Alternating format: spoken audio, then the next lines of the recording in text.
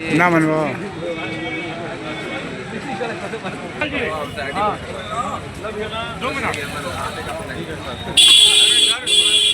सदस्य bar council Uttar Pradesh का प्रत्याशी हूँ। आज बलिया जनपद मेरा गृह जनपद है। मैं लखनऊ में प्रैक्टिस करता हूँ। यही चांदपुर चरचपुरा बहरिया तहसील में घर है हमारा।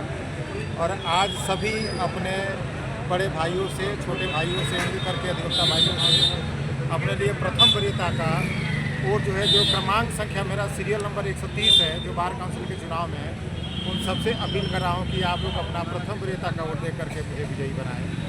अपने अधिवक्ताओं भाइयों के लिए क्या संदेश रहेगा? क्योंकि बहुत से अधिवक्ता बोलते हैं ये था कि कितने नंबर पर भैया का है। मैं सभी से और लगभग मैं इस बात से गौरवान्वित हूँ कि बलिया के हर एक अधिवक्ता हर चीज़ से भूल करके अब बलिया का क्रमांक संख्या 130 घोषित कर चुका है।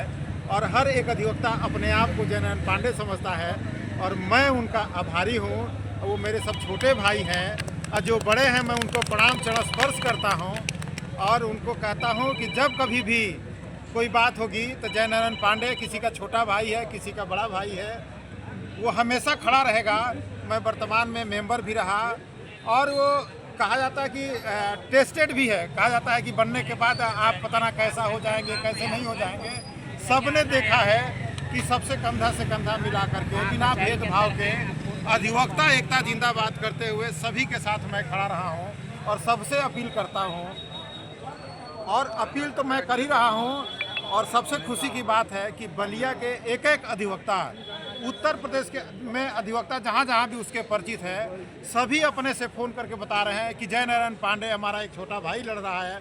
जो छोटा है वो कहता है कि जयनारायण पांडे मेरा बड़ा भाई चुनाव लड़ रहा है, उनका क्रमांक संख्या 130 है। आप लोग अपना वोट दे करके विजयी बनाएं। 16 जनवरी बलिया में चुनाव, प्रथम चरण में चुनाव अल्फ़ाबेट ABC से है, जिसमें बलिया 16 और 17 जनवरी 2 दिन चुनाव है। मैं सबसे अनुरोध करूंगा कि अपना प्रथम वरीयता का वोट दें।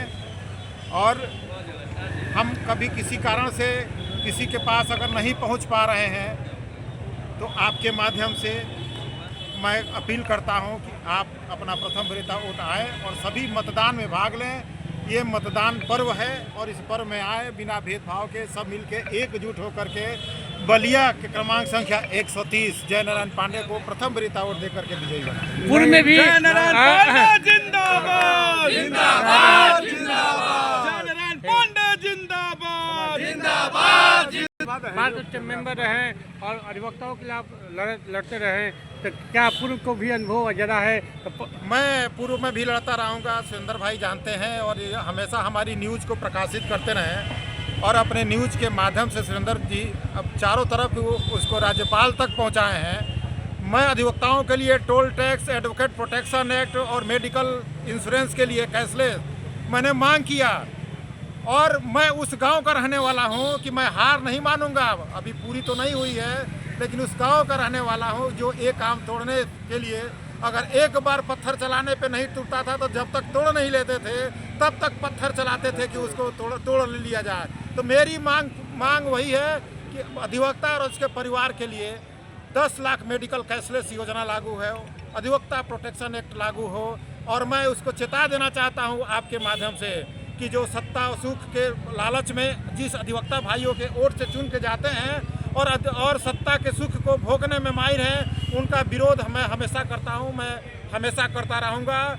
और कहता हूं कि अगर बार काउंसिल का मेंबर हो तो कोई सरकारी वकील न हो, कोई सरकारी पद धारण न करें और अधिवक्ता चुन के भेजा है तो अधिवक्ताओं के लिए लड़ाई लड़िए, अधिवक्ताओं के हितों के लिए लड़ाई लड़िए, तो आपकी सफलता इसी में होती है। हाँ, तो वरिष्ठ अधिवक्ताओं के पेंशन के संबंध में आपका क्या विचार है? अधिवक्ताओं के लिए 15,000 की मिनिमम 15,000 की लागू किया गया था।